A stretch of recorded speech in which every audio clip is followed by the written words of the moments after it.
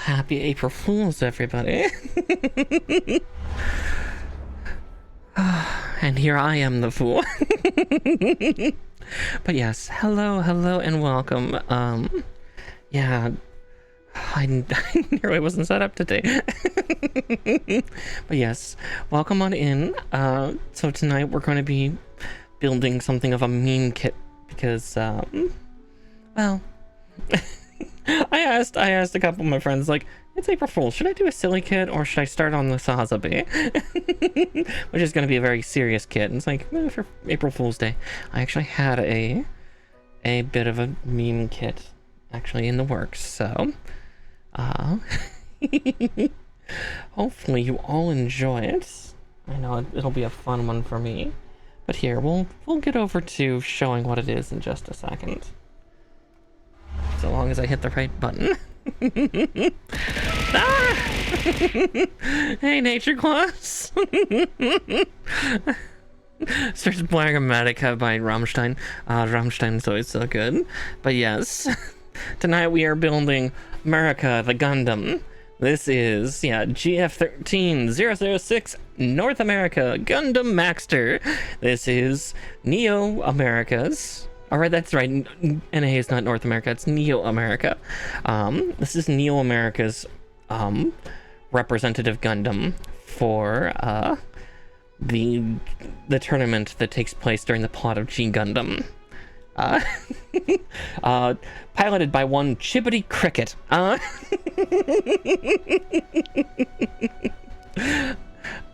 A very, very silly character and name and everything, and you'll get to see it here. But here, let's get it opened up. Now, compared to the kits we've been building recently, we've been doing master grades, and especially master grade version Katoki, which are quite difficult. This is an HGFC, which is technically similar to an HGUC. So high grade, but the FC stands for Future Century instead of Universal Century here, because G Gundam is an alternate timeline, and its specific tag is FC, because it's supposed to be in the far, far-flung future, where war is no more, and every 4 years, oh, pardon the name of the pilot, Chibbity Cricket.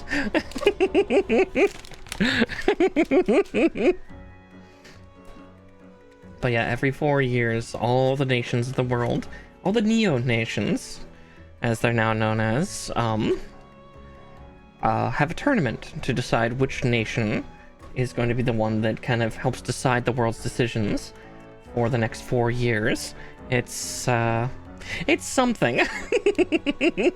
I'm also glad to see the sheet's not too big for stickers. I mean... Chibbity Cricket. Oh no, it's gonna be worse. Once you get to the booklet, I hope they have a color picture of him. He is super obnoxious. Like, the first time you see him, he is flanked by two relatively scantily clad girls, and god, he looks like such a twat. You'll see. But first we need to free all the runners. Now this is a brand new version of the kit. So the original kit is over 20 years old because G Gundam came out in Japan in 1997. So this series is 27 years old. Yeah.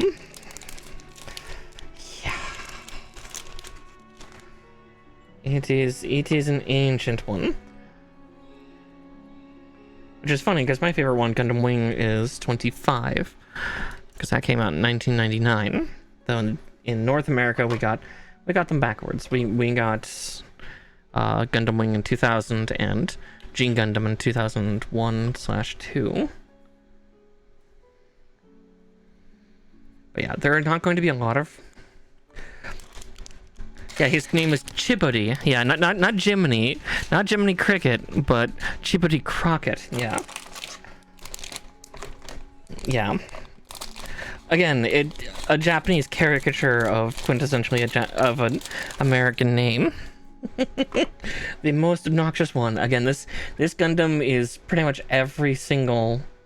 Yeah, pretty damn close. Yeah, Chibbity Crockett. Sorry, Crockett, Cricket, close. Oh, cool. We actually get the fist energy. We have his fisting energy. You'll see that. You'll see that later. As I said, this kit is bound to be absolutely silly. Now, that being said, I might blitz through this in less than 5 hours. We'll see. I cast fist. No, you'll see his shoulder armor, because, as I said, this guy is a bunch of American tropes. This Gundam, again, every Gundam is a trope of the nation that they are, aside from Germany. Which is also a joke in itself, because the Germans are not supposed to have a sense of humor, but it makes sense in the story later on, once you find out. But, like, every single one's a caricature of the nation they come from. Also aside from Japan and kind of Sweden. Again, story reasons. Sweden's, I would still say, is pretty fitting for Swedish, but yeah, so like this one looks like it's wearing football armor, and then that armor blasts off. The shoulder pads turn into boxing gloves. This guy's got a 6-shooter Magnum on his hip, you know, big iron on his hip. Yeah, it's obnoxious. Or like, yeah, Tequila Gundam, Anura's favorite Gundam, and one that I'm quite fond of too. You know, has a big old sombrero. The colors are cactus because it's Neo Mexico. It drags around a coffin that is a missile silo. If anybody, oh, what is that? I need to remember that movie. It was Antonio Banderas, but yeah, basically it takes all the tropes of like Mexican like assassin and mob movies. Yeah, big iron on his hip. Yeah, pretty much. It's no, Maxter is stupid here. I mean, like the other members of what ended up being known as the new Royal Flush group, or Royal Flush something. I can't remember exactly what their team name is Maxter here. Gundam Maxter, Gundam Rose, which is Neo France's. That one has a Napoleon hat, a duelist cape, so you know, a cape that covers one arm. Its beam saber is a rapier. It has little funnels hidden inside of its duelist cape that are rose-shaped. And yeah, it's piloted by a pretty boy. Surprise, surprise. Russia's is called Bolt Gundam. It is piloted by a Gulag prisoner from Siberia. It was either die or pilot this Gundam, and probably still die. Because they put bomb collars on all their people, because Russia. Let's see, China's was Dragon Gundam, so very stylistically Chinese dragon theme, complete with arms that extend out to snake out like dragons, like Chinese dragons do. The more worm-like worm with a U, not with a W. Let's see, or is this a black and white? Let's see, does this side? No, the side of the case is monocolor too, isn't it? Yeah. Oh, I'll have to find a picture of Chibbity. Actually, I might put that over. Might put that over the cat cam right now, since we have no cats. Ah! Mr. Mariposa, thank you for subscribing as well. Here, yeah, I'll get a picture of Chibbity Cricket for you, so. Crockett, sorry. I keep saying Cricket. Chibbity Crockett. Let's see. Oh, that one's perfect. That one's absolutely perfect. That's the first scene you see him in. Okay, give me a second as I add this source and image. Yeah, image 2 is fine.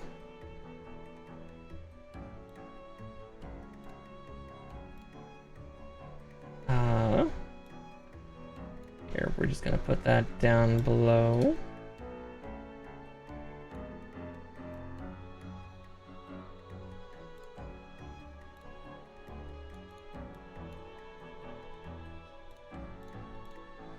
Let's see, I would like to move it. Give me a second if I can. Oh, there we go. That's why I was trying to drag it from the wrong sector.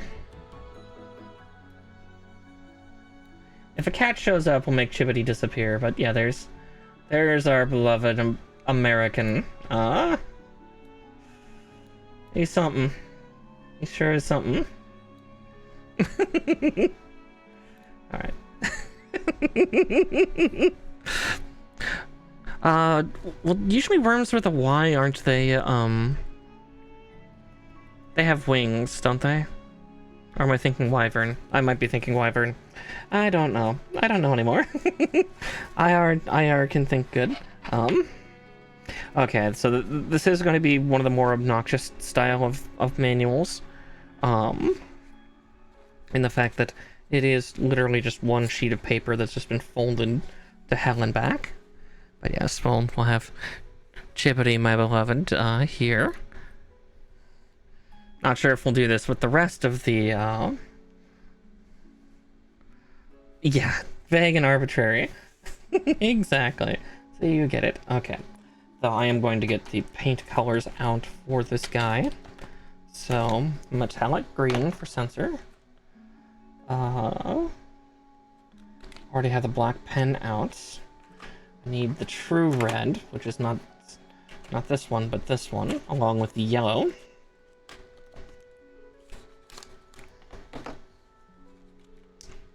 Hey, femboy.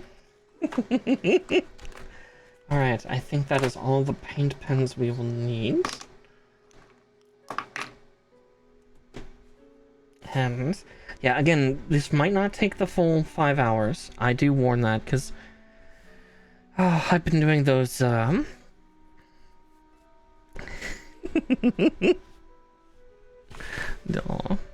Yeah, I have been doing version Kitokis, and those I go through even pretty damn fast for how complex they are. And this is, yeah, a high grade. Now, this is supposed to be a fairly fancy high grade. Uh-oh. Am I going to get violence? Posture check. I'm sitting upright, I swear. I'm not full shrimp. Okay. Well, I'll at least drink some energy drink for that one.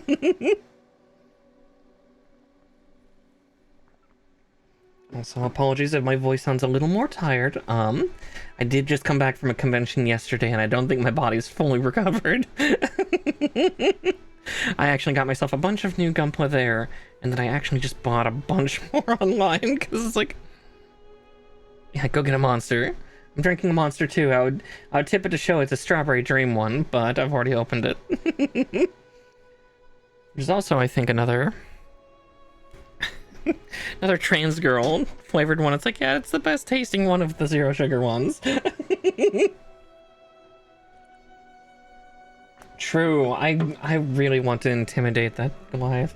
I want to intimidate a lot of things. Or maybe I should more say UA does. Again, it's that whole preserved until needed.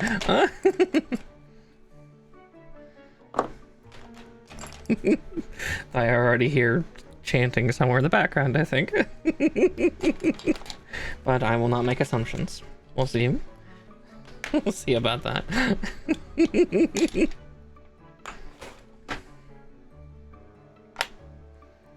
But yes, we will get started on this. Yeah, this sheet I'm already going to be annoyed at. Ooh, Ultra Paradise is good too, but yeah, this is how the sheet booklet's going to work. Again, it's that one big long sheet that's double-sided. Not my favorite, but you know, Puka girls make do. Yeah, again, this is gonna be super simple because, like, I even see here, there's no internal skeleton. Again, we're back in high grade, so we don't get to see a fancy skeleton anymore. But yeah, we'll see how quickly we bust through this. If I go through too quickly, I might start up. I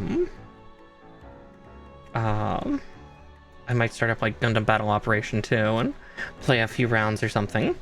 You know, keep it Gundam themed, since, yeah, I don't know how quick I'm gonna bust through this thing. I think that's part of also why I'm dragging my feet a little bit, is I don't want to go through it too fast. Just because I've been so used to so much more complex kits. Oh, I forgot to grab a cup. That's okay. I'll just put all the nibs and whatnot in a box or bin for now.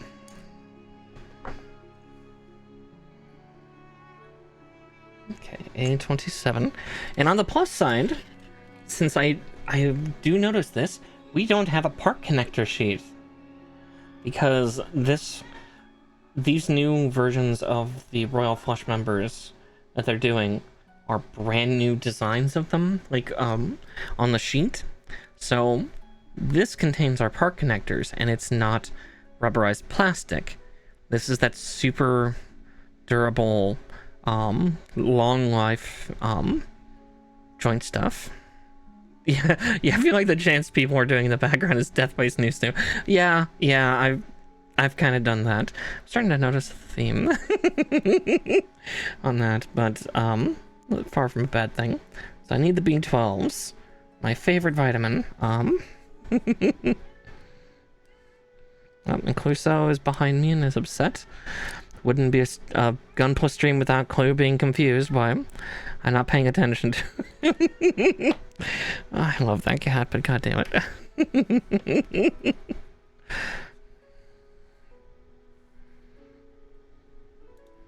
Yeah, anybody that was like watching me build the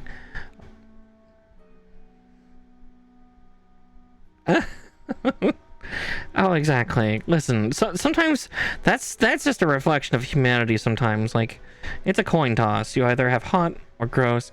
Sometimes both.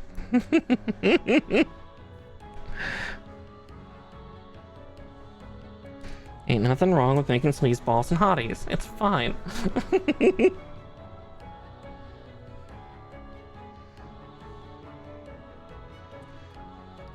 You also underestimate just the power of the horny, and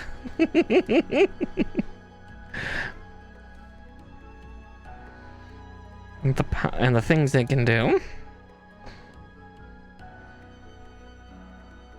I mean, considering what was going on. Yeah.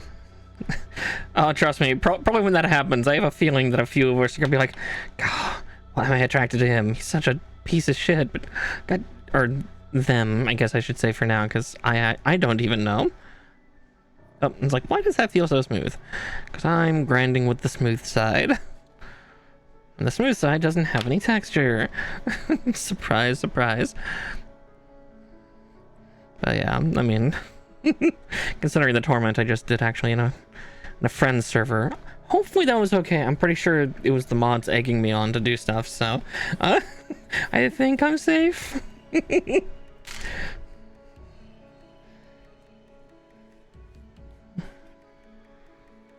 The last thing I would want to do is cause problems or make people feel, you know, out of place, especially not in the space of my own making.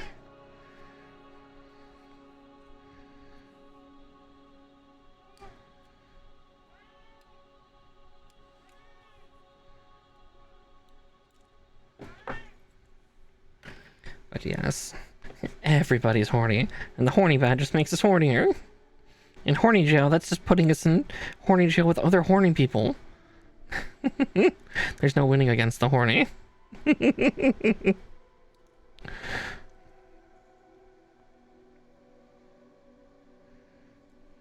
And at the same situation, I would say definitely for that nature, do remember that a lot of your players are VTubers.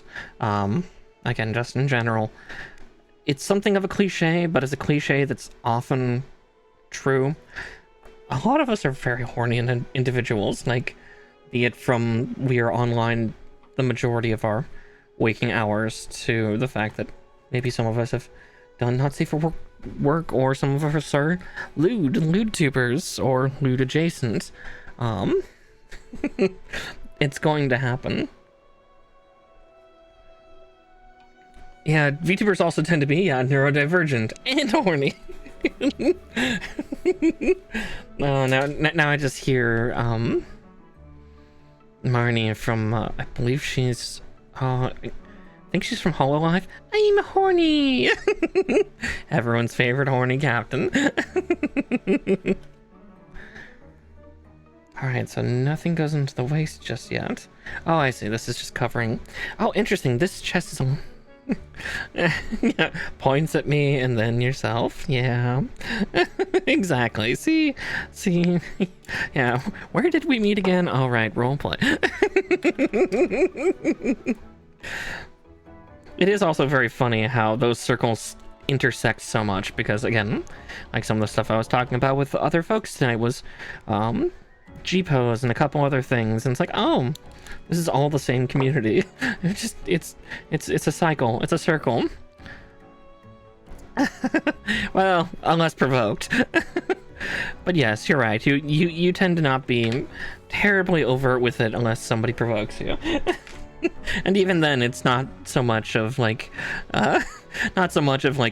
unleashing the beast and more just flustering under it. I know, I'm calling my mod out on how on his every action. Not doing it to be mean. Just stating facts. Facts I have seen and observed and pressed buttons on several occasions.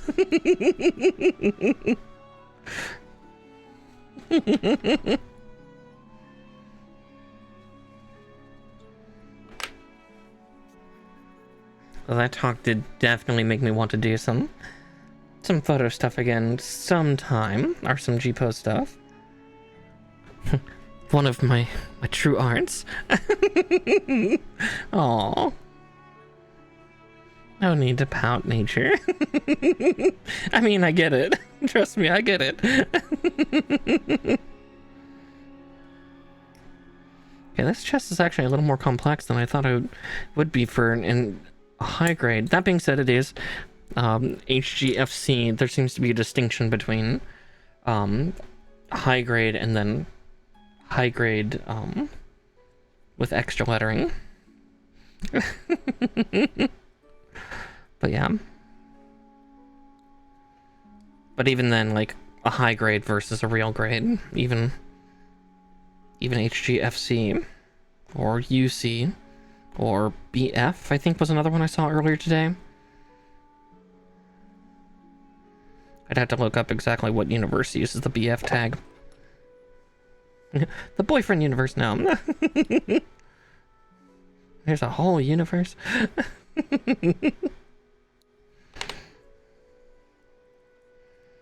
Let's see. Making sure I'm putting this on the right way. Oh wow, that's still a pretty fancy interlock.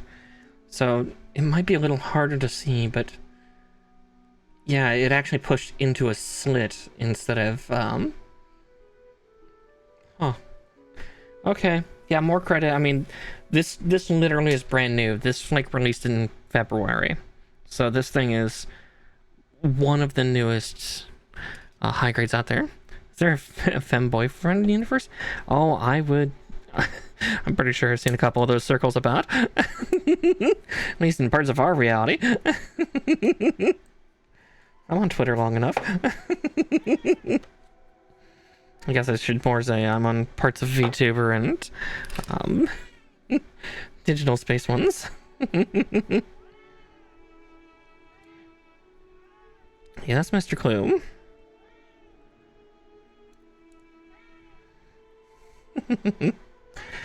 Yeah, I keep thinking you probably cannot hear that cat. I promise he's there. I promise he's there. And he just has a weird meow, so he's very quiet. He always sounds like he's 6 feet away, even if he's right behind you. Yes? Oh, you can? Good. Okay, I don't look like I'm crazy this time. Yeah, that's Mr. Clouseau. That is my pinky boy. He is very sweet, but very stupid. I love him to death. He's just very upset that I'm not paying attention to him.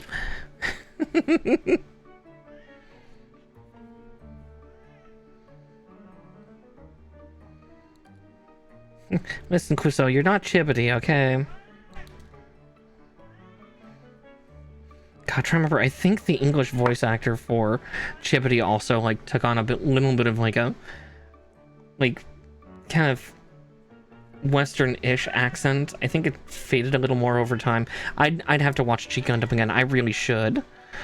Though part of me would want to watch in Japanese this time instead of English, just to see how that turns out. Good clue. There's nobody in that room. Okay, yeah, he's yelling at the craft room behind me. The door's closed, dipshit. What, Clue? No, Clouseau is not a Sphinx cat. He is, I say he's pink because what he is, technically the coloration type is known as a buff tabby. Buff tabbies tend to have more of a pastel orange, and he's very much in the territory where you can barely see any of his tabby stripes at all due to the pinkness. And yeah, it's this weird lightish orange that burgeons on like a natural variant of pink for like orange fur. I mean, he's named Clouseau, and if anybody knows the Pink Panther, the detective in the Pink Panther movies, be it the Steve Martin ones from the early 2000s or the Peter Sellers ones back in the 70s, the detective was known as Jacques Clouseau.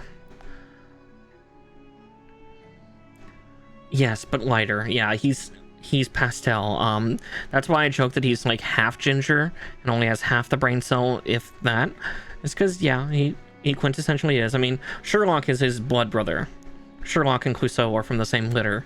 Again, you're starting to notice a theme. I never changed their names when I adopted them. Those are their foster names, because I couldn't tell whether I wanted to change Sherlock's name to Cato, which was Peter Sellers. Jacques Clouseau had a butler, like a Chinese martial artist butler named Cato. I wasn't sure if I wanted to do that or rename Clouseau to Watson. But Clouseau's not smart enough to be a Watson, because at that time, you know, Jude Law and Robert Downey Jr., their movies had come out. But yeah. Yeah, Clue is very sweet, but he's silly. B24. Oh, we're building the... Oh, this is interesting. Okay, yeah. I like how they're designing this high grade. Oh, I like this one quite a bit more. Also, such tiny little hands. But we are dealing with 1/44th scale. And if I do remember correctly, the G Gundams are a little on the smaller side. Yeah, Watson is a cute name, but the problem is Watson... Like John Watson from... Sherlock Holmes, be it Robert Downey Jr.'s, Benedict Cumberbatch's, or the original Arthur Conan Doyle books, he's a doctor, so he's not stupid. He's actually quite smart. And I can say that my dear sweet pink boy here is not a smart boy. Yeah, Sherlock and Clouseau also had a brother and a sister. In their litter. I did not know the mom's name, unfortunately, but I do remember the other two. One was a ginger girl by the name of Nancy Drew.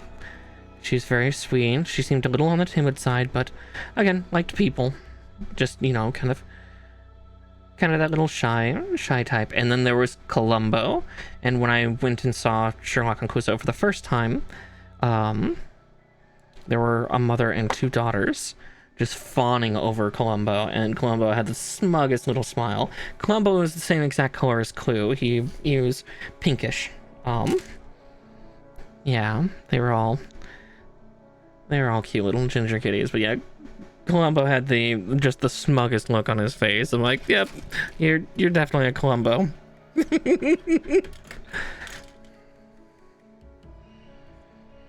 But yeah, I think they ended up picking Columbo and then Nancy Drew, and I was like, I'll just take the other two then. And now I've been stuck with them for... They will be 9 in June. So, 9 years. 9 years of dealing with this gaggle of orange assholes. Nah. I love the both of them. And Sherlock's actually become more docile after a bit. The last couple weeks I've noticed he's not been picking on Marsh nearly as often. Nearly.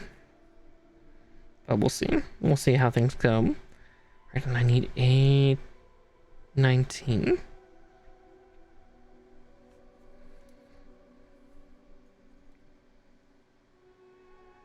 Oh, there it is. Oh, wow, he's got a snatched little ace. Yeah, this is definitely a lot better. I wonder, I think I built a Gundam Maxter before. I'd have to go into my garage and see if I could find the box, but I'll probably not do that tonight. So I could show a side-by-side comparison of, here's the original model kit from like 20 years ago, and here's the new version that they made. Still wondering why they're making new versions of Gene Gundam units, unless, like, is it fan requests? Is it due to the fact that, yeah, they're nearing a major anniversary? I don't know why they're doing it. Like, I'm glad for it, because, yeah, Gene Gundam is a wonderful little treasure of an anime, despite the fact that, yeah, it is hilariously, like, cringe-tastic in some of its stereotypes for all the characters. It is such a massive difference from any other Gundam series. This was their attempt to, like, go full, like, shonen. I did not read Nancy Drew, no, Nature. What I did read when I was young, which kind of points a little bit to my age and the age of my parents, I read a lot of the Hardy Boys. I loved the Hardy Boys books when I was growing up. Kind of what, if any of you watch Venture Bros. Venture Bros, like, the two boys are very much like a parody of the Hardy Boys. Yeah, I read, like, easily 20 plus of those books. They were good. Like, they were fun.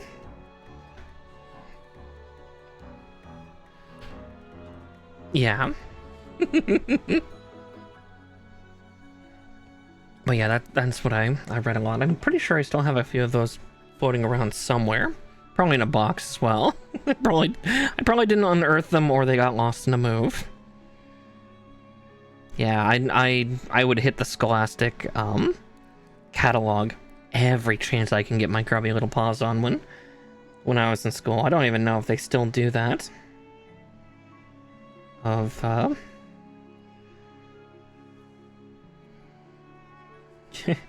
guess at worst soon, in a couple of years, I can bother my brother and my sister-in-law and be like, so, they're still around?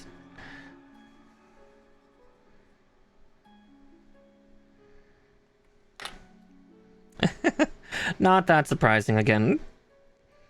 You know, the book's about quintessentially teenage detectives. So, yeah. Though, God, now I'm trying to remember that Bechdel test. It's like, oh, they're failing the Bechdel test. Damn it. That's more of a comic book thing than it is, a book thing. So, thinking of books, I do need to get myself some stuff. The one thing I forgot to get while I was at Sakura-Con, which I'm still a little bummed that I didn't do, but I definitely was a lot more tired than I thought I would be during the con, was, I didn't look into any new good manga. Like, see if there's any more copies of, or any more new issues of Nurse Hitomi's Monster Infirmary, or hunting around for any cute little romancy ones, or, you know, fun action ones.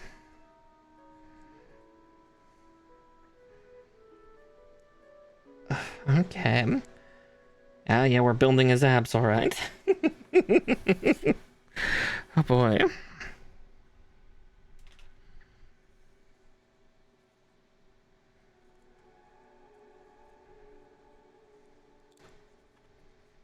Wow, that's a really flexible waist. So, none in the front, but the fact that for his waist, he can still tilt back a bit. Okay, yeah, once it popped in, it lost quite a bit of its range, but still. That's pretty darn good. Yeah, so the other fun thing about Gene Gundam, while I continue to build here, is Gene Gundam had a vastly different control system in the in their universe, because again, it's future century, so, you know, No longer are we going with a 2-lever button panel and double pedal system like we're doing in pretty much every other one. Where just, yeah, like Gundam Wing shows this best of like there's 2 lateral joysticks that can be controlled, and then they're on sliders to help with thruster momentum systems. But then there's also pedals, and then, you know, there's a cockpit with a bunch of buttons above, below, and in front of.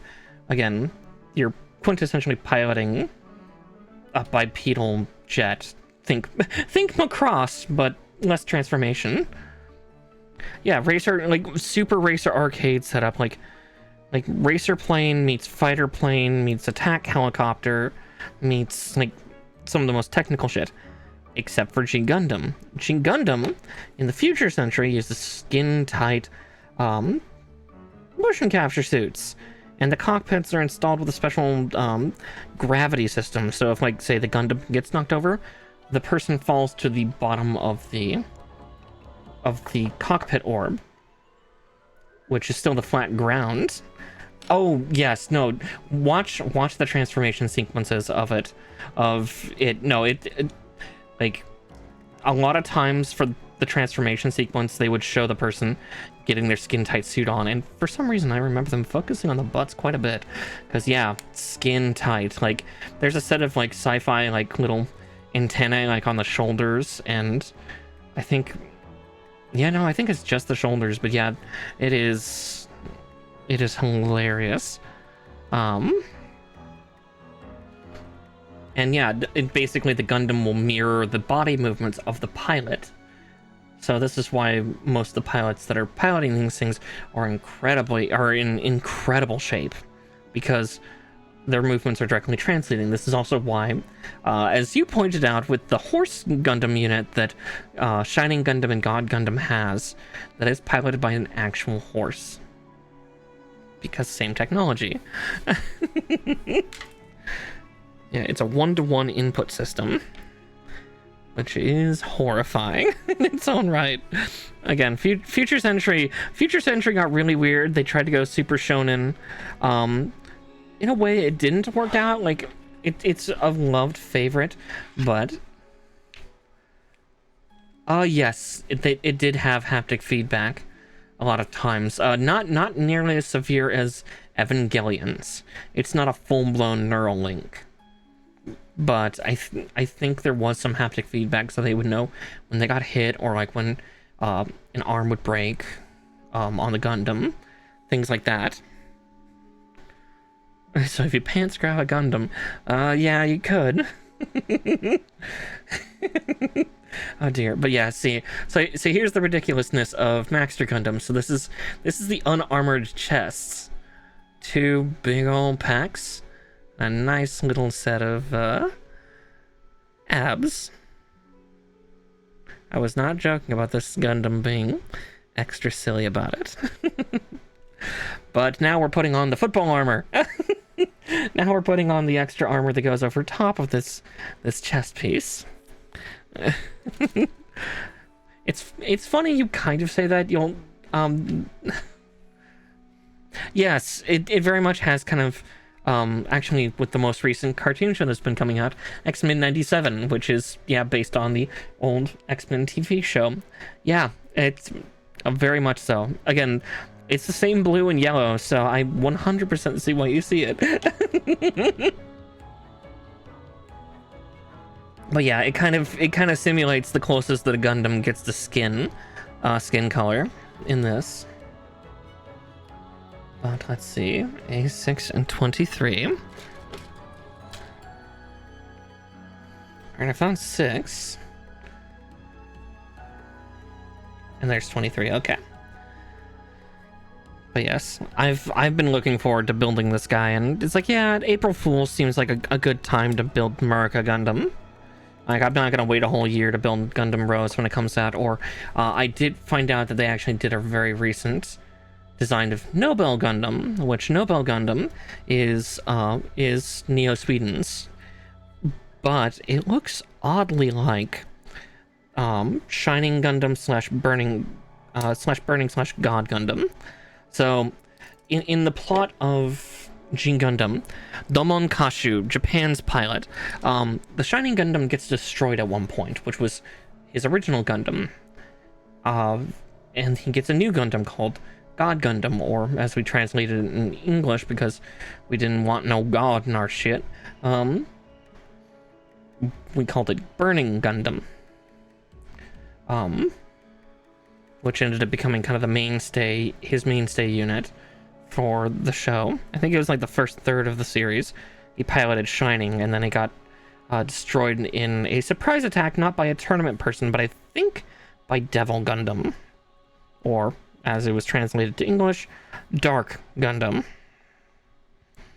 Because the one thing that is ravaging Earth at the time is this Gundam known as Dark Gundam. It was originally made in Japan. They were trying to find new technological things that could help humanity. So they created a Gundam that used a special type of nanomachine for self-repair. Unfortunately, it went rampant. It went rogue. And Domon's brother was supposedly killed by it. Using his body more or less to pilot it. Deathscythe Hell Custom Gundam, or Gundam Deathscythe Hell Custom. Yeah, no, Dark Gundam is significantly worse. There's an old kit of it, but basically, Dark Gundam doesn't, well, it does kind of have legs. In Gundam Battle Assault, they show how it works. It's got a giant Gundam head for its lower half, and typically this is then integrating into whatever territory it's currently attached to. Because again, it's a giant pile of DG cells, Dark Gundam cells, or Devil Gundam cells, which are nanomachines, son. And then it's got like a snake-like body that goes up into the, quintessentially the upper half of a Gundam body. And then it's got head and big arms. And then that head can open up to a series of really horrible teeth, as can the bigger one that's underneath it. It is a bit of nightmare fuel. And it can actually use the nanomachines to take over people's bodies. Typically, this is a relatively lethal process. Unless you use the power of love. Because shonen. Yeah, it's a silly...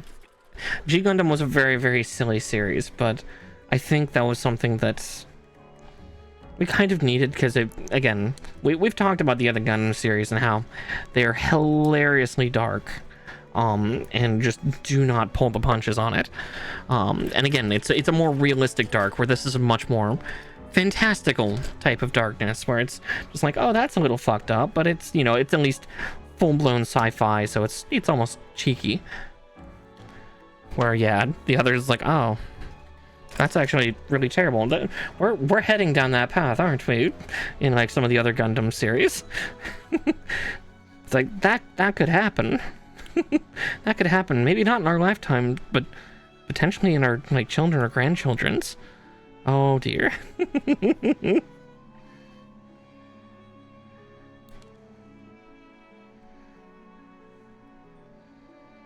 Yeah, dark humor and dark tragedy. Yeah, quintessentially.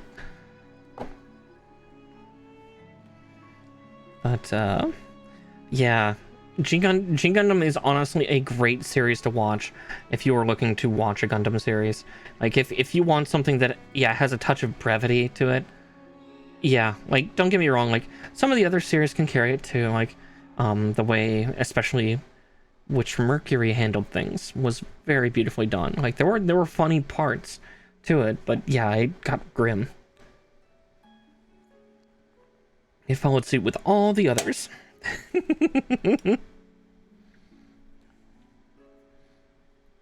Just, you know, that one also got extra dark because it involved corporations going to war with people, which is way too real right now. That's too close to home.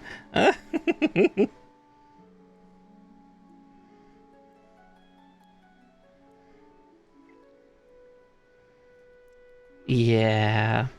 If you ever watched Witch from Mercury, yeah. it's gonna sting.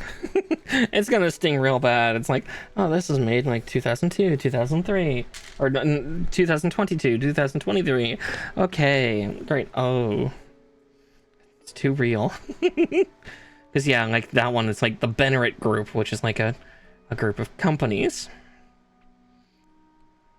Oh, exactly. Chippity is staring deep into you. He's not wearing a shirt under that tasseled cowboy jacket he's wearing. No, sirree. And if I remember correctly from that full scene picture, unfortunately the picture that I picked up only had him. He's got 2 blondes in tow under each arm. Again, the man's man.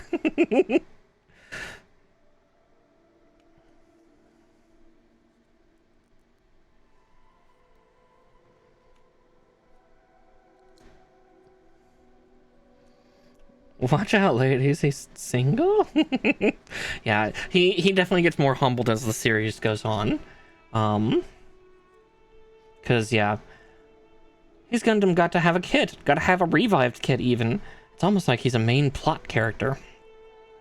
He is. He's, yeah, one of the members of the new Royal Flush. I can't remember if that's their actual name or what, but basically each of them has a symbol that's a Royal Flush card. So we're talking, oh, let's see, what were they?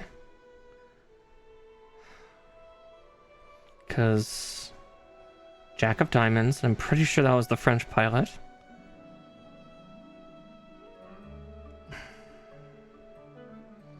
Queen of Spades. No, not Queen of Spades. Because yeah, it's Jack, Queen, King, Ace, Joker. Yeah, who'd have thunk it? They have plot armor. Yeah, like he's not the main one because this is a Gundam series. Neo Japan is that, and yeah, that one. So the main protagonist, Domon Kashu, ends up getting the mark of the King of Hearts. For anybody that plays poker, there's a lot of reasons for this. Yeah, for any of you, again, I use this term. I know YouTube's gonna bat me for using it, but that's okay. The King of Hearts is known as the Suicidal King because it's the only card where the sword is being driven into his own head by his own hands, where Club and Spade wield it forward, and Jack wields it down, and Diamonds wields it downward. Hearts is right in the side of the head. But yeah, so it was Jack of Diamonds. I believe Queen of Spades, King of Hearts, Ace of Clubs, and the Joker card. Or the Royal Flush group. I think. I know Jack of Diamonds was one, and I know that he was King of Hearts. Because it also played into other things involving why the King of Hearts was the most powerful of the group. Despite the fact it's dead in the center for power. Yeah, there is clubs. There's one of each of the 4 suits, but then it's one of the royal cards, and then there's the Joker. It's not 10. That's Batman. That is the Royal Flush gang, and that is Batman and Batman Beyond. Which is different. It's very different. Okay.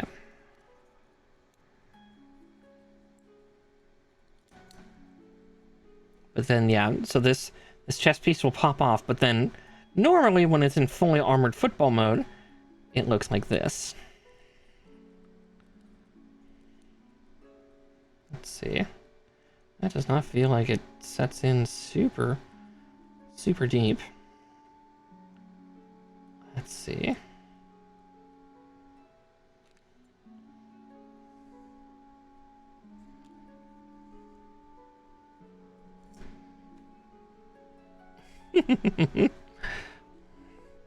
Yeah, each of them can.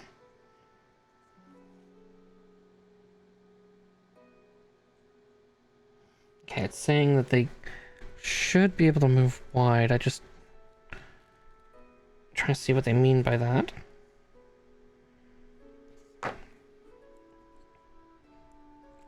Yep. Yeah, that's fair. Something about being able to go like this? Aha, I see what they're talking about. I just gotta wiggle them. I see what they're doing. I see what they're up to. That's just real awkward trying to do that.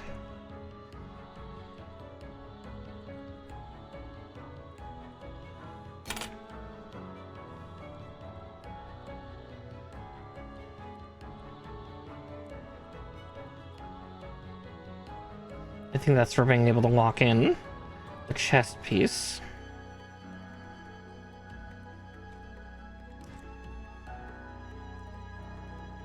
Yeah, okay, yeah, I see what they're doing.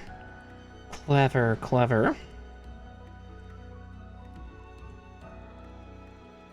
Just, it's very hard because I've got, you know, painted nails, so it's a little harder for me to shove that in, or, you know, wiggle those parts out. I got one side really well, but the other's being a little more stubborn, which I get.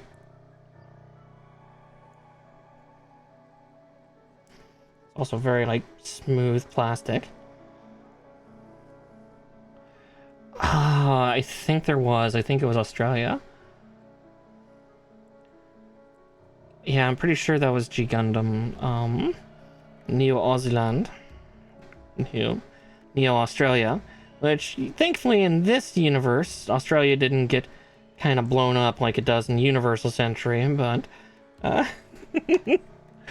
oh, poor Universal Century, Australia.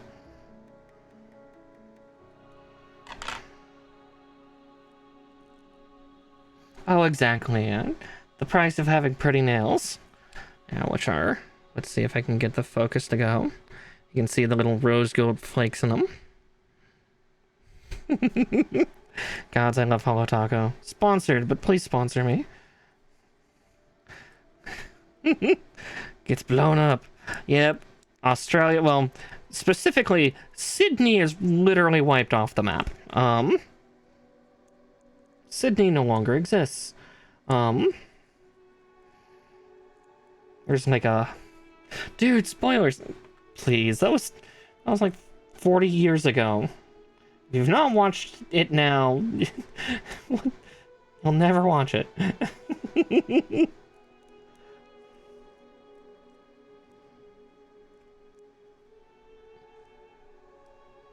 Yeah, I was to say, I'm pretty sure that was...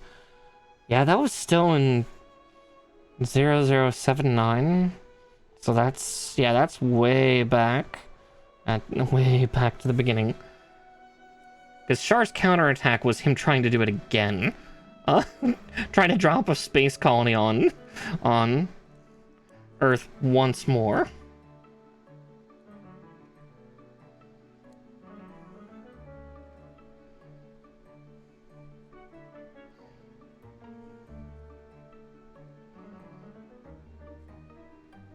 Oh, Pulp Fiction's so good. It's a great movie. I'll not spoil that one, despite the fact, you know, back when John Travolta and Samuel L. Jackson were quite young. Like their late 20s. Okay. Now that I'm done fiddling with Maxter's tits, let's move on to the next part. We're gonna be building his head, which, yeah, here we go for fun American stereotypes. Let's go! Cause yeah, God, the Gundams in this are so stupid with this. Maxter and Rose are both incredibly guilty for having really hilarious headwear of, you know, the Napoleonic, you know, 18th century French captain's hat. And then Maxter with the football helmet. D14. Yeah. G Gundam's also fun in the fact that every nation has a Gundam. Everybody has a Gundam. You have a Gundam, and you have a Gundam. Because, yeah, it's the future where peace reigns.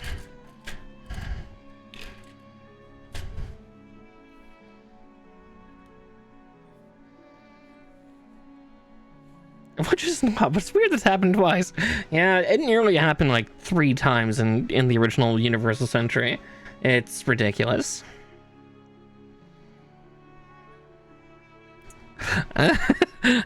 He was young once? Cap. Yeah. Trust me, it's really weird to go back and watch movies with certain actors and just see how genuinely young they are. It's just, oh, I feel like an old woman. Okay, let's see. We're looking for the visor, which was E1. Now this is E2. No wonder I can't find it. God, that has a weirdly iridescent blue.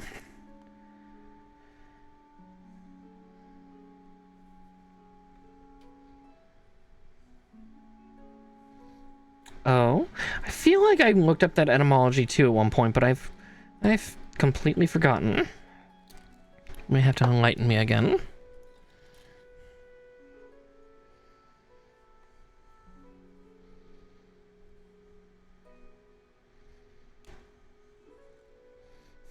Cap'n? I would say I blame Among Us. Like the old woman that I am. That dang Among Us.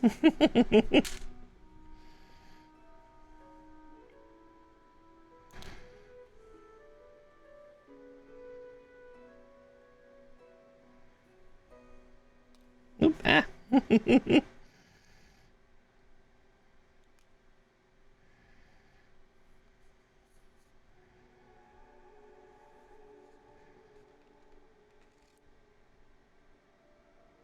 There we are. Now we will. I was about to be like, oh, that's a huge explanation. Oh, that's just Saribot. Thank you, Sari. Good, Rubit.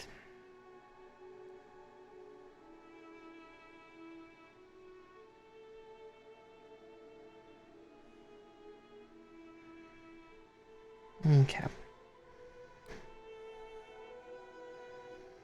The head is so small. Alright, and then we need C19.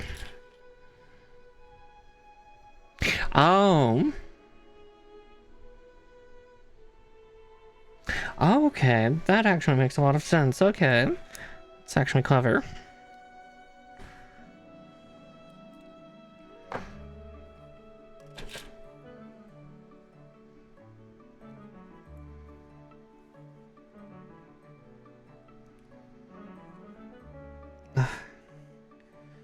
This faceplate is so small. I do not miss doing this scale. And the worst part is I actually did buy a God Gundam real grade while I was at the con. So I'm gonna have to build in this scale, but have closer to master grade's complexity.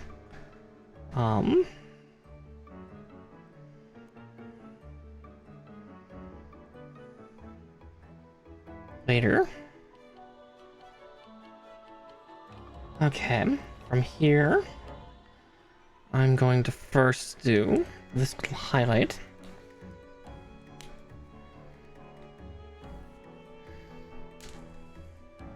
Around the eyes, because the eyes are raised.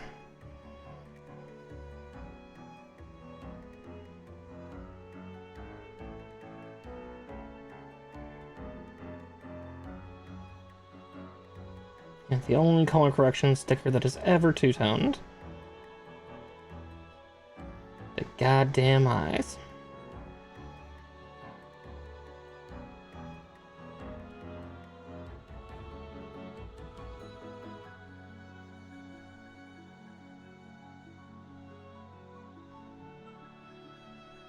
I know, this is a lot of staring down. I'm sorry, I gots to focus.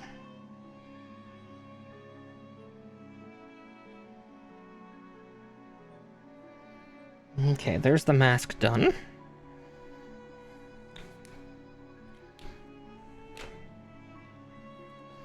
Now comes the harder part. I wonder. Oh, that's actually perfect. even more perfect. But I will still brace it with my fingers, because I distrust everything.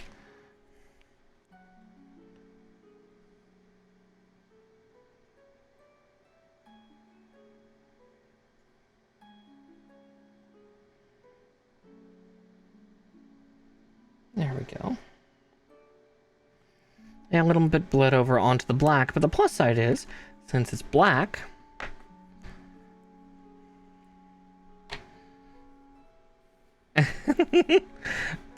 Oh, I could have already told you that. Isn't that from Mr. Bones' Wild Ride?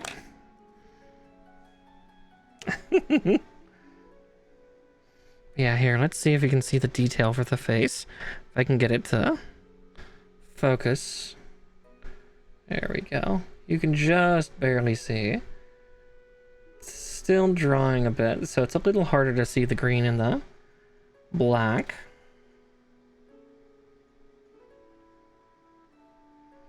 But it's there. Okay, from here we put the helmet on. 3. Okay, so it has 2 points of green as well. Pretty. Yeah, it's something. Okay, E3. E1, 3. Okay, I'm holding on to that. Oh wow, the helmet's like primarily one piece. It's Centurion helmet. Well, pseudo Centurion. You'll see.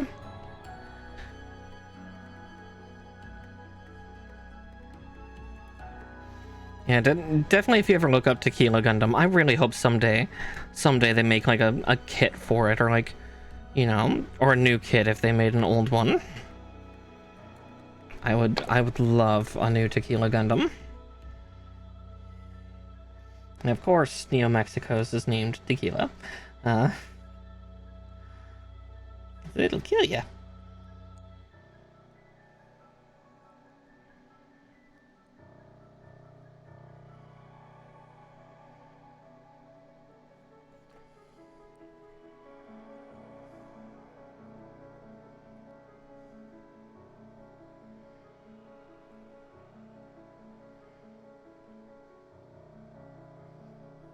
Okay.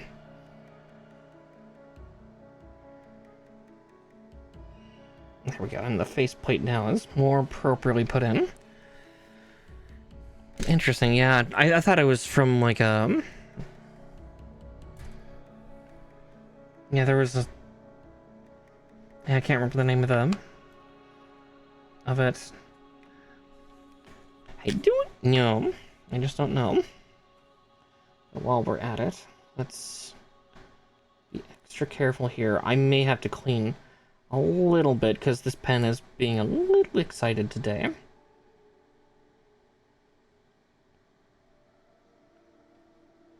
I say that as immediately trying to use it, and it's like, nah, we're not bringing out a lot of color. There we go. That was half. There's full. Okay. It's always a scary part of painting high grades, especially ones as small as these ones. It's just that extra drop in scale size is worrying. Kathy Joe, okay. Alright, with that, we need E1 too. Here's where this unit starts to get silly.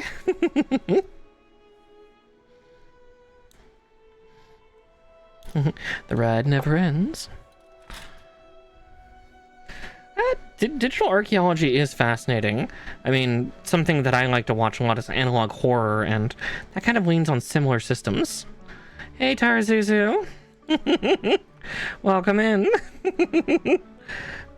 Yeah, we're building MURICA the Gundam. Complete with Mr. Chibbity. Why do I have a crush on him? Because he's fucking hot. Yes, he's a twat, but he gets better. We can fix him. We can fix him.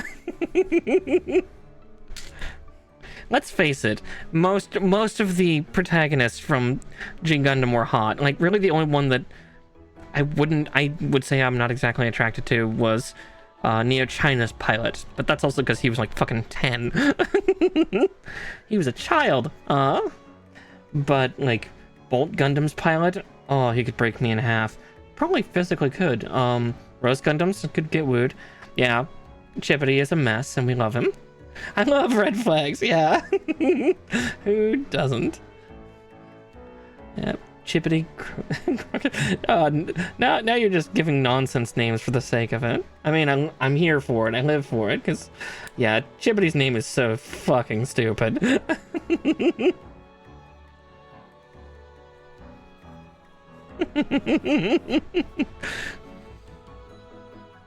Chickpeas in my market? No.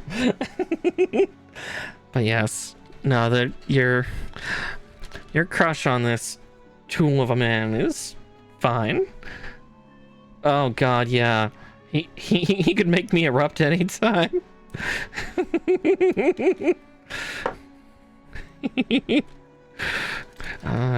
Seki Haten kiss straight to my heart. Aw.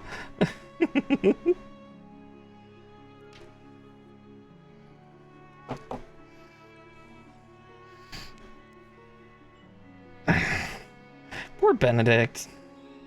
Poor Benedict Cumberbatch.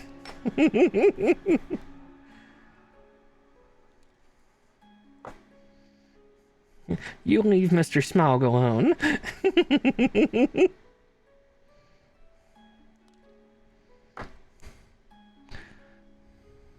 Penguins, yeah. He doesn't say penguin. Or he doesn't know how to say penguin. I guess it's the better way to phrase that. Ah, there we go. I thought that faceplate wasn't on all the way. Yeah, this Gundam's helmet is so stupid. I love it.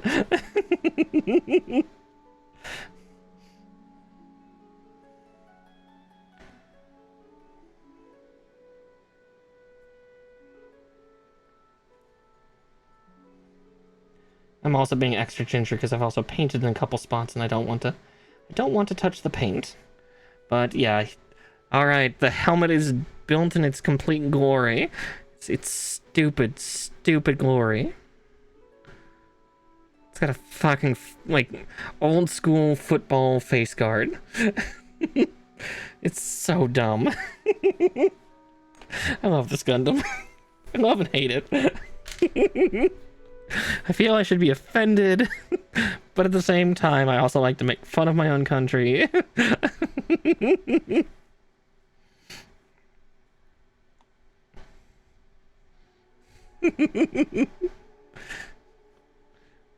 Piloted by this stupid hot man that's just kind of a womanizer, at least to start.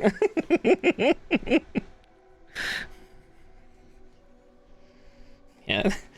To join in Tarzan, we love red flags, but only for a moment, then we regret. All right, now we move on to the football shoulders. Wow, we're actually building those first and then going to the arms. That's 64, 420, 69. Pretty much. Yeah, this Gundam is a mess, and I'm here for it. Oh yeah, there's rocket thrusters in these things, because yeah, rocket punch. Pulling a bit of a big O. Another mecha show that I've watched fervently and also had a thing for the pilot.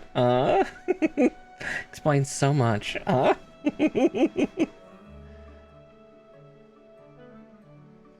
Wow, yeah, we're building the arms. Huh, that is really fucking weird. Okay, so E19 and E29.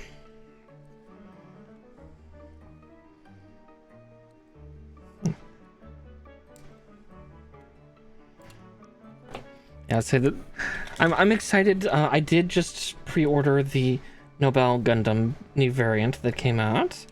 I failed to pre-order Rose Gundam, but I'll hunt around for somebody who makes that in October. So I can have HGFC Rose Gundam. Yeah, Nobel's coming. If they make a new version of Master Gundam, that'd be great. Same with frankly all of the others. Bolt, Dragon, Maxter.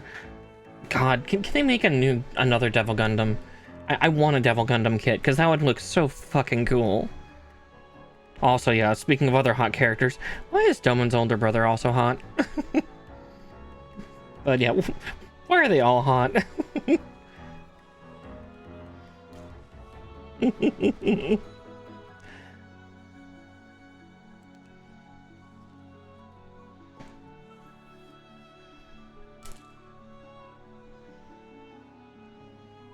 Alright, D1, 2. Wow, is the thruster really red? Yeah, give us Satan Gundam. Yeah, no, Devil Gundam is so cool but horrifying. Oh, I know, I D1, 2.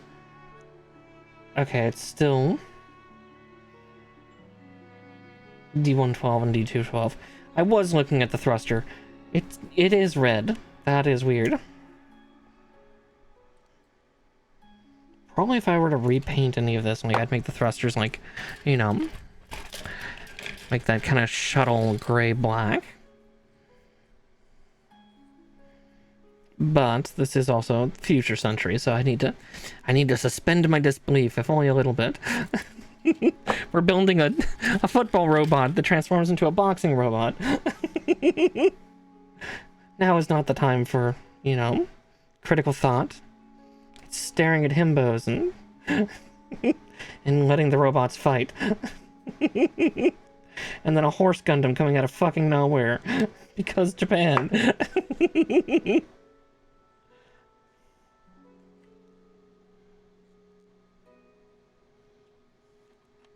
Because Japan.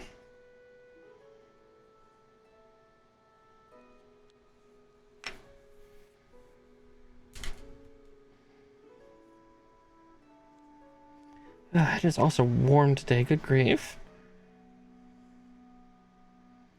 Oh god, right? Please also make, like, Windmill Gundam, or the Hurricane Gundam kits, and Tequila Gundam kits. Come on, please. Please, I am begging on my knees. I want Tequila Gundam, and I want his goddamn coffin weapons pod that he has. His big stupid sombrero. I mean, he even had like a full-fledged episode to himself. Come on. Oh god, yeah, the Cobra Gundam, that one too. I'm trying to remember which one was that. I'm trying to remember which one was Cobra Gundam. Was it like Morocco? It wasn't Egypt, was it? I think that might have been Neo Morocco. Or Libya or something. I can't remember. Yeah, there's so many fucking hilarious ones. A4. I'm also trying to take my time with this because, yeah, I think this kit's gonna be like a 3-hour build.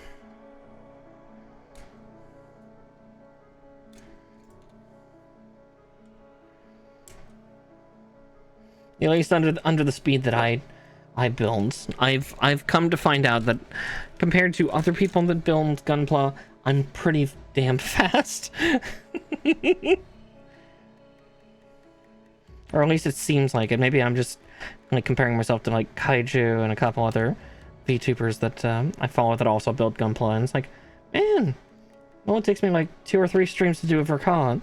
They've been at it for 6 weeks. Oh, Iron-Blooded Orphans is cool. Like I still need to finish it myself, but yeah, I liked how Iron-Blooded Orphans is going. It's a fun one. She's trying. Yeah. Oh, that. I mean, that's just gonna happen with any Gundam series. Like, G Gundam is, I think, one of the few where you probably won't get traumatized? Question mark. But yeah, most of the rest here, that's normal. That's very normal, unfortunately.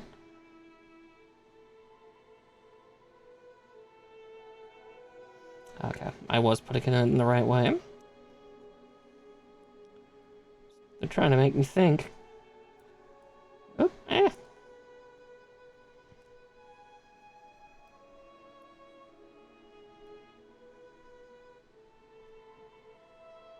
I'm already seeing that stress. Let's see.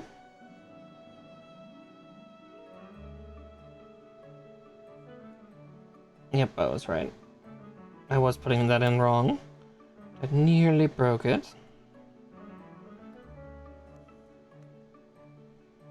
There we go. Yeah, that seats a hell of a lot better, and nothing's broken.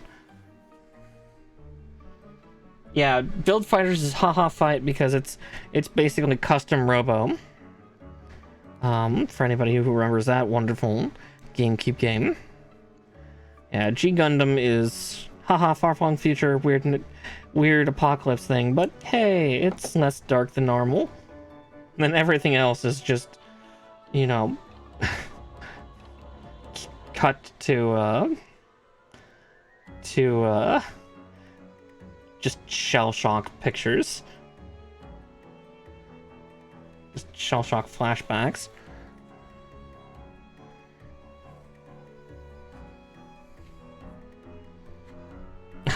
Ah, you were warming her up, getting her ready for, yeah, for what Iron-Blooded Orphans was doing. See, look, you were trying to prepare her.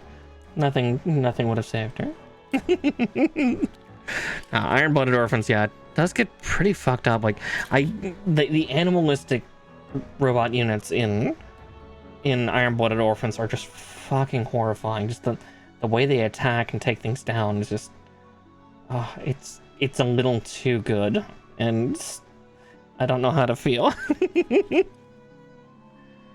I can't remember the name of the units because I've not watched a lot. I've watched snippets and clips. Oh yeah, the sound department's been, yeah, the sound department's been knocking it out of the park for the last couple series. Because yeah, IBO's was delicious. So was Witch from Mercury. Witch from Mercury's sound department and music department went fucking ape shit, and I adored every moment. Like, I still rewatch that first episode of when Guel's Delanza just gets eviscerated. It's so good.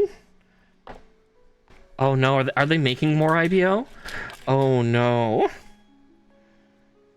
More trauma, yay! More alternate century trauma where you're neurally, physically wetware linked to your Gundam. Oh god. And the Gundam's feral.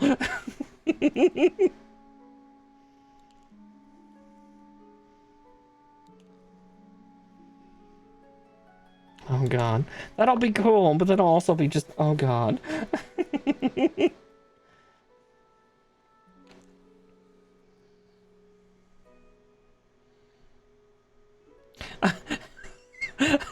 No, it will not all be fine. One day Turn A shows up and it'll all be fine. No! Turn A shows up, does Moonlit Butterfly, and all technology turns to dust, and we go through yet another apocalypse. That's not okay. Suddenly all be fine. Oh god. Wait, is IBO set in the same universes as Turn A? No. God, Turn A's, yeah, storyline of just watching that happen the first time and then plunging the world. Yeah, is the good guy, sure. Yeah. Yeah, sure. Turn A and Turn X are just, it's a kaiju fight, but in robot form. Nobody wins. Well, nobody human. Hell, even most of the time the monsters just die. And Turn A wins. Turn A wins. Everyone else loses. All of humanity. Once more with feeling. Yeah,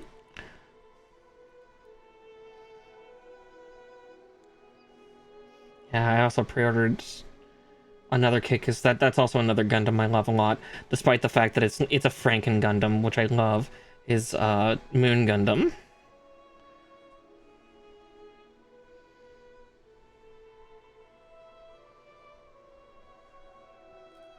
Yeah. Good job, Turnay. Oh, God. All our technology.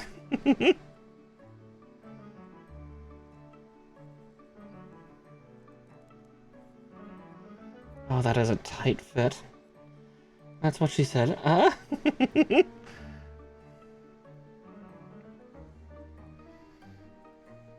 Ayo.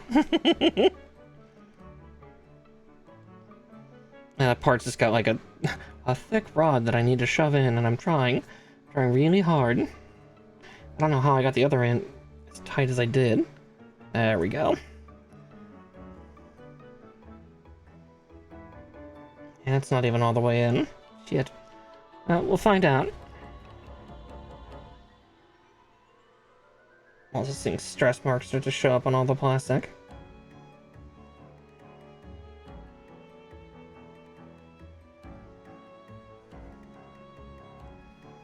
It's okay, that just means that side gets to be the hidden side.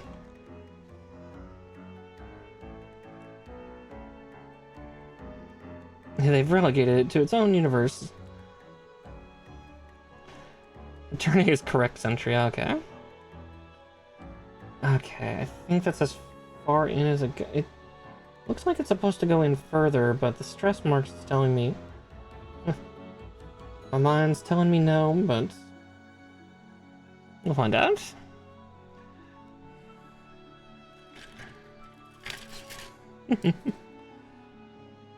Oh, we gotta do the inner cells first, and then we gotta do stuff like that. There's like a little gap, and I don't like it.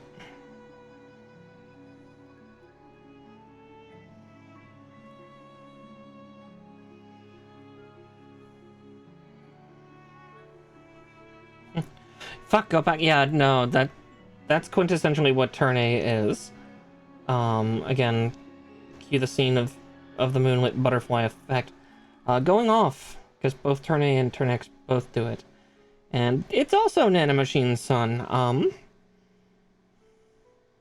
It launches out a huge swath of self-replicating... Well, they're not self-replicating, are they? Or they're like temporarily self-replicating. But basically, it disassembles anything man-made. Any technology. Oh, it's allegedly 7,000 years after Universal Century. Oh, God. It wouldn't surprise me. Turn A is some fucked up shit. But yeah, basically the technology during the time of Turn A's series is they find Turn A again. But the technology is currently, like, the technology of the world has returned to about the 1920s. During, like, late industrial age. Yeah, Turn A is the favorite child. Yeah. The scary, scary favorite child.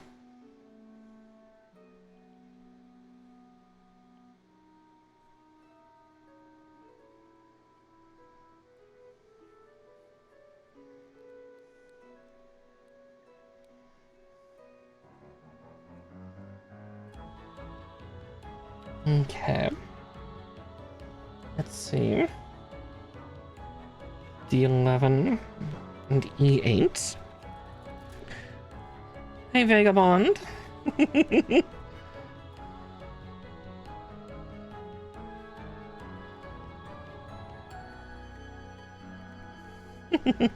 here you go. You get nanomachines. Yeah.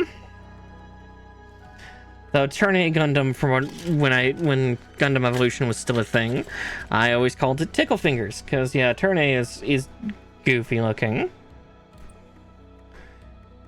I love it, but at the same time, just that fucking mustache. It doesn't have an antenna crown like normal Gundam. No, it's a mustache. It's a weird, freaky mustache. And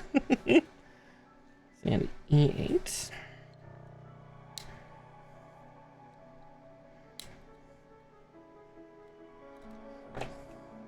Oh yeah, and Dick Pilot, right. The cockpit is not in the chest, it's the belt buckle. It's the weird bauble you see right above the codpiece.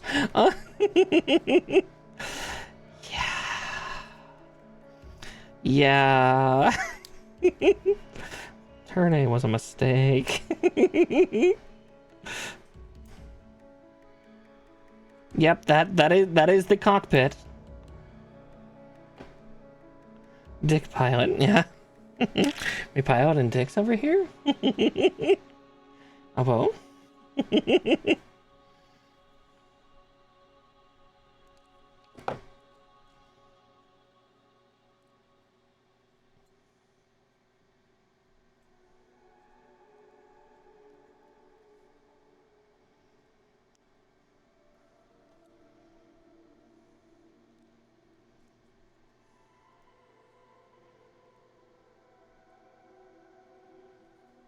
Sorry, I'm also continuing like fondling these pieces just to get them right into place.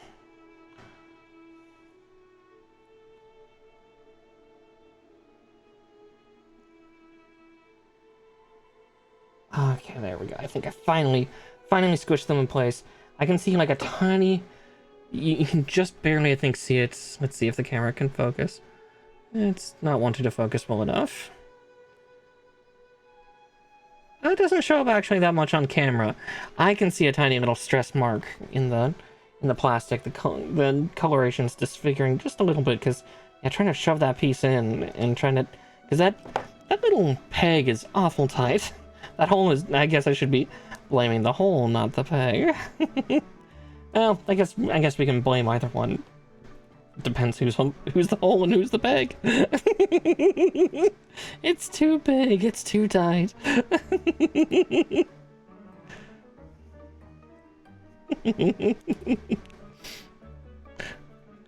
Hey, Lacey. Yep, it's Amara.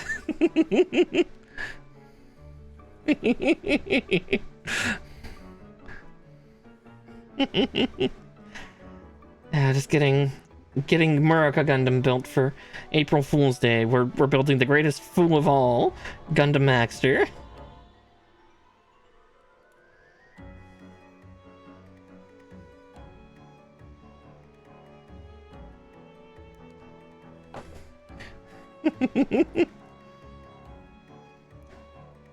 Let's see.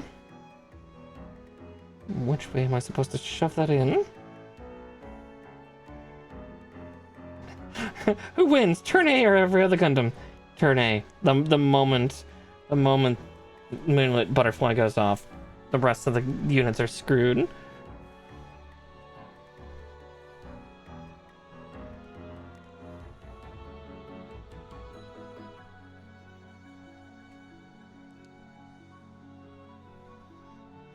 No offense to the other Gundams, but... A nanomachine that just deconstructs all technology at nearly the fundamental level, turning it into a rusted dust. Like, it's worse than a rust machine, or a... Oh, God, what are they called in D&D? Rust Devils?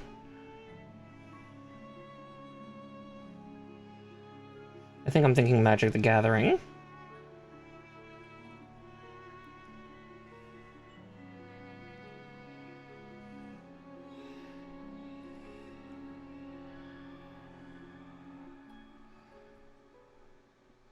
Yeah, rust monsters, bug boys. Yeah, it's just... Oh.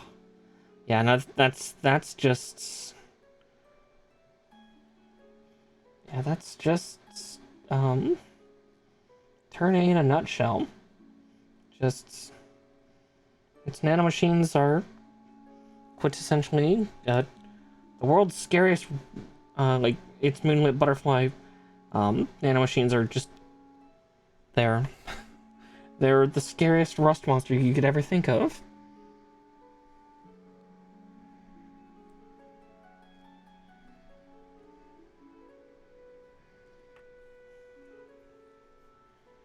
Oh no.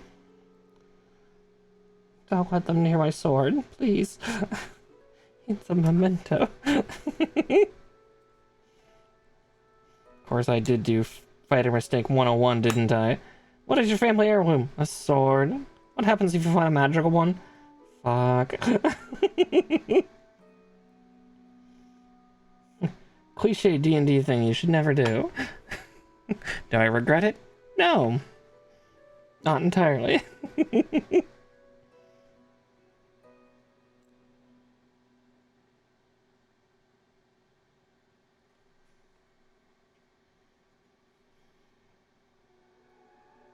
Okay, that's where that goes. D214. Or D14, I guess I should say. Eh. Nah, I already have ideas of like how that can differ, which is actually still fitting. It just means I'm also a fighter. That just means I also change my fighting style sometime. I'm noticing. Yeah, I think I'm going to do that the next time I level, is fighters do get the chance to change their fighting style. Like, at the very end of character creation, I switched from two-weapon fighting to, two-handed weapon fighting. Or great weapon fighting, I think it was. Being able to reroll ones on my damage. But at the same time, that doesn't happen terribly often. But boy, am I swinging multiple times a lot, because, yeah, I'm a fighter that has 4 arms. Like, my D&D character has 4 arms, so yeah, she can wield everything. So, no, I have ideas.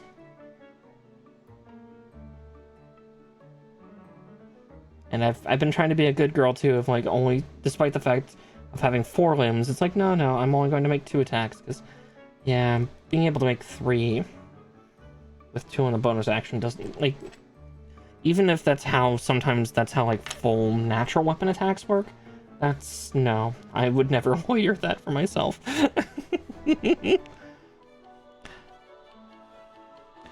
Yeah, be sure to double check that I'm doing it right, like, check my sheet and everything, because I'm actively not trying to cheat. I think I've been real lucky with my rolls, and I did recently modify the Wakazashi and Tanto back down, because those are typically bonus action things, so I've removed the strength bonus from them. I do have a high strength. I've got an 18, so that's probably also why I hit so hard, is because Yue's strength is 18, so... yeah, exactly. And I've been good to adhere to that, because it's like, yeah, no. Like, later on, don't get me wrong, I'm gonna get Action Surge, I'm a fighter. So, yeah, I'm gonna get Action Surge, I'm going to get, you know, multiple attack round things anyway, because that's something that fighters just get. Just at level 1, no. We'll get there. It's not an if, it's a when.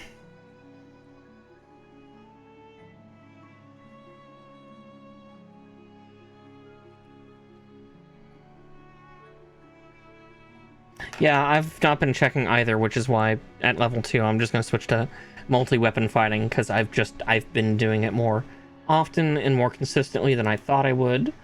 And it's like, yeah, makes sense.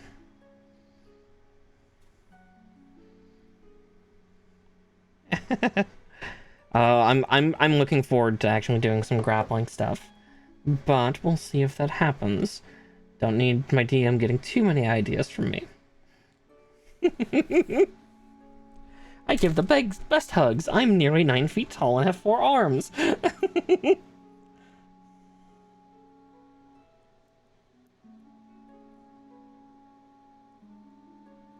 The strength of 18 that I might push to 20.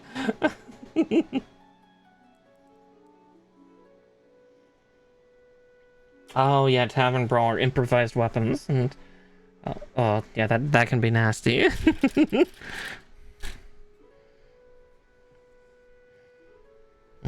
Tavern Brawling.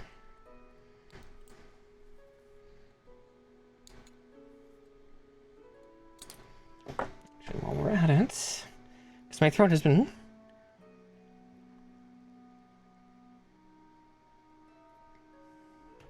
yeah. Oh, he's got the chair! He's got the chair!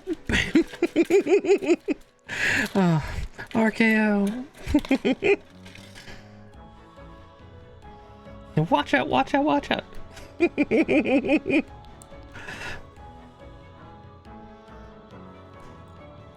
Yeah. I have some thoughts, but I don't want to share them because my DM's here. Doesn't need to know my potential plots and plans in the future.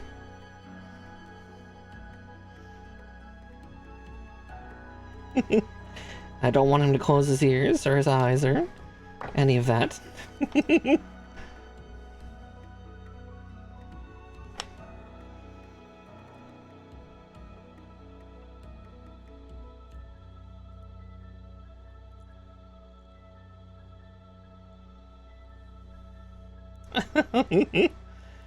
Fair. Just like one of the thoughts that kind of was going through my head is like, oh, when dealing with a caster, just get really up close. I mean, grappling, I would then try to like either grip at the hands or probably cover the mouth. It's like, don't you need somatic components?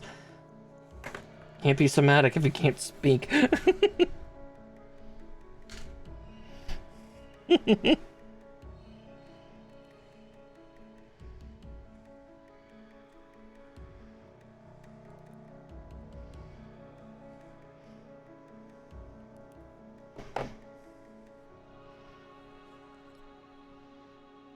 Gets fireballed anyway. Or disintegration raid.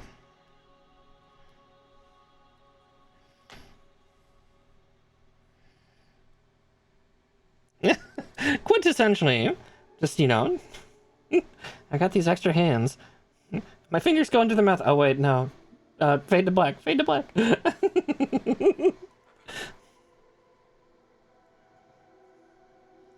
nature has a rule for his that any sexual content basically just is a quick fade to black. Which I actually do like. That's a good way to, you know, to keep it friendly. To keep it from being too terribly salacious. But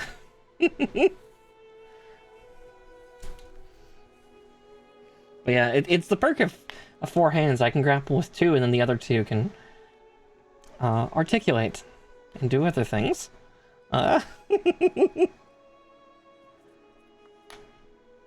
Also the fact that, you know, yeah, I'm kind of thinking that probably Yue's hands are... my brain immediately jumps to, like, football players, or especially basketball players, with how huge their hands are, of just somebody else's head is just encapsulated. By one of the big ones, especially, since... Yes. Yeah, I would still be able to attack if I really, really wanted to. Just, like, stabbing with the Wakizashi and Tanto while, like, grappling them to the ground. Oh, that's kind of mean. Or, at that point, also trying to fly up in the air while grappling them. It's like, okay. I have many things I can do.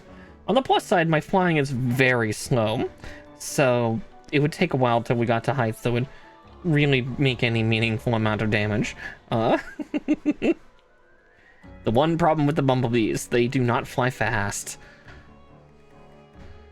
Yeah, I was to say, I had thought about asking that actually earlier today. I was thinking about that of like, what style of fighting does Yue have? Like, did Kitty teach her similar to what her clan had, or more what Kitty was familiar with?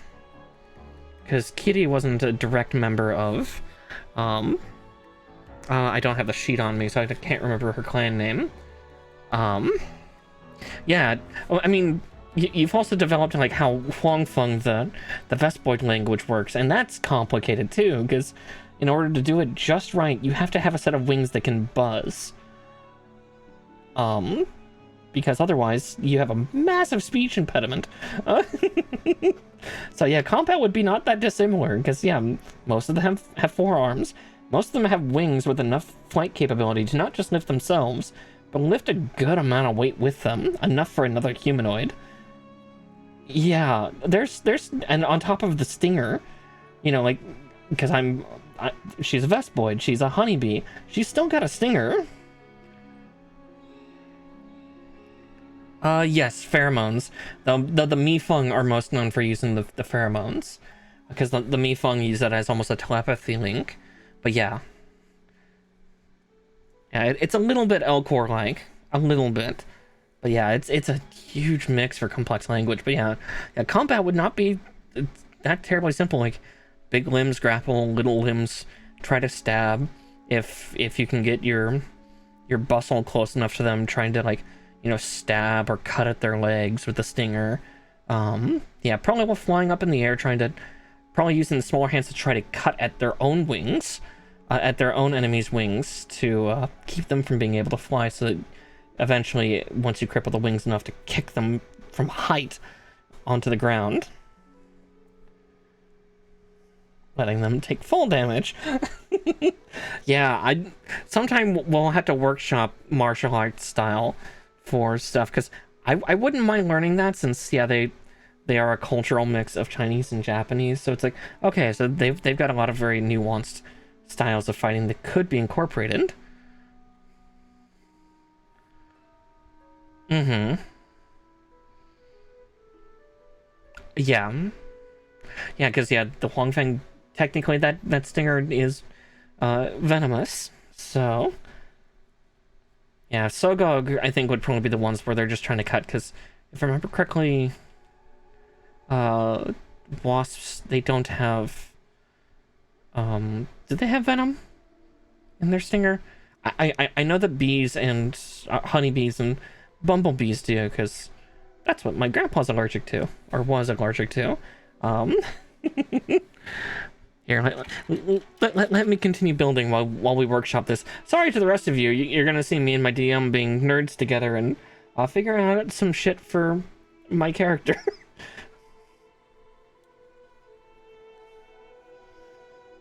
It's E7 and 6. Yeah, we're going down to one arm now.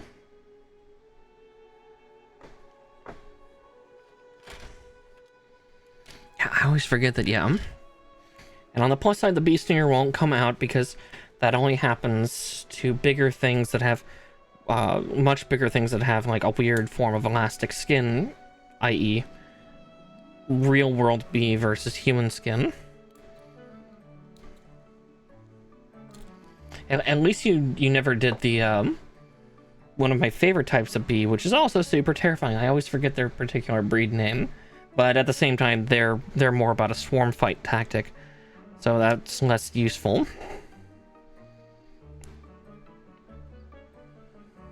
Yep, exactly, because that only happens when a bee stings a human, because of the weird elasticity that human skin has, and also the sheer size difference. Yeah, so I don't have to worry about dying. What was it, Africanized honeybees? The ones where they swarm an enemy and they vibrate and quintessentially microwave it. But again, that's more of a swarm tactic. Yeah, and their bodies have evolved to the point where they can survive just above the maximum temperature that they produce. Just above, like, by a couple of degrees. They're probably one of my favorite bees, just because that's such a such a weird divergence in their defense and evolution. It's like, really? This? Oh, that's... Okay, I thought it was a specific type of honeybee that can only do it. Okay, so the Mifeng might be able to do that in numbers. That's horrifying. Good thing about Huangfeng. Or, Jiangfeng. We're safe. We're safe from that nonsense. I just have hulking size and strength. It's fine. It's okay. I kind of like it that way. As, how did one of our friends put it recently? Tall lady. I know V's not here right now. She's streaming too. She has good taste. Yeah.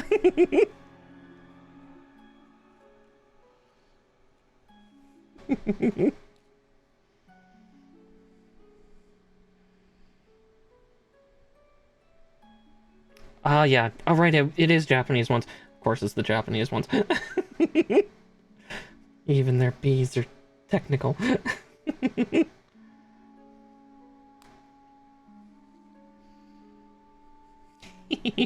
Aw, that's a cute little tea time Jess emote. God, Jess does such cute work. Can't believe I've been trying to avoid Twitter today because it's like, it's April Fool's. Everybody's gonna have a joke, and god damn it, even Jess got me with one. It's like, ooh, she's got a spoiled picture, not safe for work. Oh, I don't mind if I like. Aww.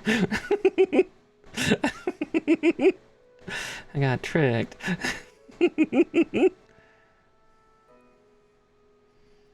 Damn my horny ways. Jess is super cute. I mean, yeah, God, so many VTubers are cute. I wish I had more time to hang out with a lot of them, because, yeah. Alright, now we're building that big, actually relatively complex joint. God, yeah. Let's see. Probably shouldn't dilly-dally as much as I have been, because, God, we're nearly 2 hours in, and we haven't completed one arm yet. Yeah, the joints are much more complex in these now. Love it. Let's see, B1, 2, 3, 4.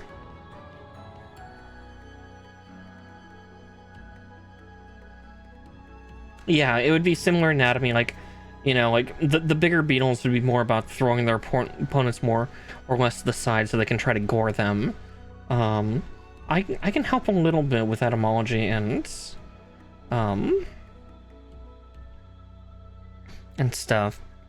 Again, I know I've asked a bunch of questions that kind of already kind of forced you into a place of like having, yeah, rhino beetle sumo, exactly. See, because I knew that rhino beetles were one of them. Scorpions actually would have a similar tactic of being able to manipulate, trying to get the soft spots for stabbing. Yeah, bees, it's really weird because yeah, they just try to latch on where they can. Because typically wasps are bigger than them, typically. Bumblebees are the really weird ones, and I decided to be that. Where, yeah, they're really weird on how they fight. Because, yeah, it's similar to their smaller brethren, but they tend to outclass the other ones in size.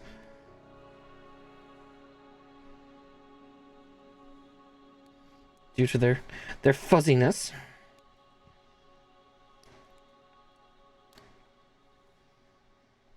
Oh, I forgot to buy that at the con. I forgot to buy a backup set of God Hands. I'll just have to order a new set online. Just in case. These ones are not going bad by any way, but it's me being paranoid.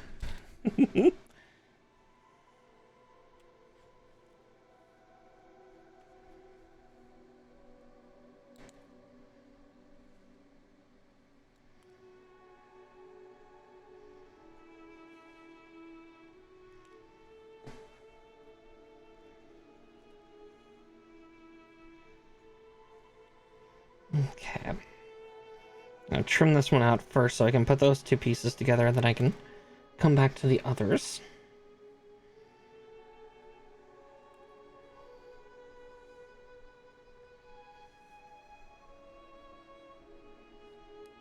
Yeah, they are the weapon, yeah. Which I still kind of find a little funny in the sense that it's like, yeah, we already had Mantis folk. They're called the Three Creen, but yeah, they're quite a bit different. But still, yeah, that makes sense. It's like, yeah, they have natural weapons. Which, yeah, again, for Mantis, that makes total sense. Probably decent for gripping things quite a bit bigger than they're used to grabbing. Because I know Mantises kind of do that, you know, to latch on to the bodies of prey. But again, that's also because, yeah, those big arms are fucking massive. And yeah, would be unwieldy for anything small, like super small. So it makes total sense to me.